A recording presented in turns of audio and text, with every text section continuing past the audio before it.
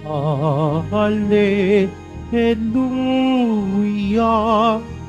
Hallelujah.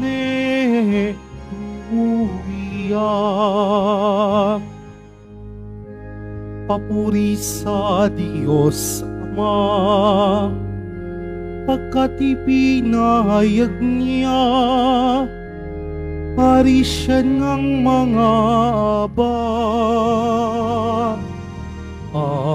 Hallelujah, Hallelujah, Hallelujah, Hallelujah.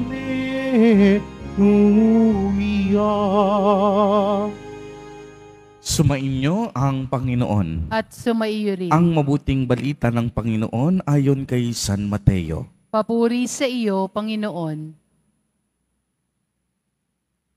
Noong panahong iyon, may nagdala ng mga bata kay Jesus upang hilinging ipatong niya sa mga ito ang kaniyang kamay at ipanalangin. Ngunit pinagwikaan sila ng mga alagad. Datapwat sinabi ni Jesus, "Hayaan ninyong lumapit sa akin ang mga bata. Huwag ninyo silang hadlangan, sapagkat sa mga katulad nila, naghahari ang Diyos." Ipinatong niya sa kanila ang kaniyang kamay, saka umalis. Ang mabuting balita ng Panginoon. Pinupuri ka namin, Panginoong Hesukristo. Magsiupo muna po ang lahat. Magandang umaga po sa inyong lahat, mga kapatid kay Kristo. Sa lahat po ng ating mga taga-subaybay sa iba't ibang online platforms at sa lahat ng ating mga kadiboto sa iba't ibang panig ng Pilipinas at maging sa buong mundo kung saan tayo ay naaabot ngayon ng ating live streaming. Mapayapang umaga din po sa inyong lahat. Purihin at dakilain natin ang ating Panginoon, ang mahal na poong Jesus Nazareno. Mga kapatid kay Kristo at mga kadiboto, malugod po namin kayong tinatanggap sa Basilica Minor at Pambansang Dambana ni Jesus Nazareno. Sabi po ng mga matatanda, ang mga bata raw hindi dapat sumabat sa usapan ng matatanda. Kaya naman, sa mga pagtitipon ng pamilya o ng mga magkakaibigan, kadalasang pinaghihiwalay ang matatanda at mga bata. Habang nag-uusap ang matatanda, masaya at malaya namang naglalaro ang mga bata. Tunay nga na kapag may bata, nawawala ang ating mga problema. Pero minsan, ang mga bata kapag nagsama-sama na, kadalasan sila ay magulo at maingay. Kaya siguro, pinigilan ng mga alagad ni Jesus ang mga bata na lumapit sa kanila. Dahil ang akala ng mga apostol, sila ay manggugulo at mag-iingay. Narinig natin kung paano ito nangyari sa ating ebanghelyo. May nagdala ng mga bata kay Jesus Nazareno upang hilinging ipatong niya sa mga ito ang kaniyang kamay at ipanalangin. Ngunit, pinagbawalan sila ng mga apostol. Anong ginawa ni Jesus Nazareno?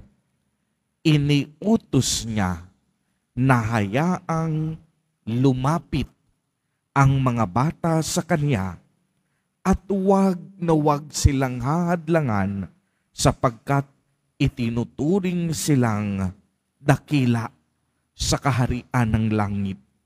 At sa paghawak ni Kristo sa mga bata, inaanyayahan din ang lahat na tanggapin ang paghahari ng Diyos tulad ng isang bata.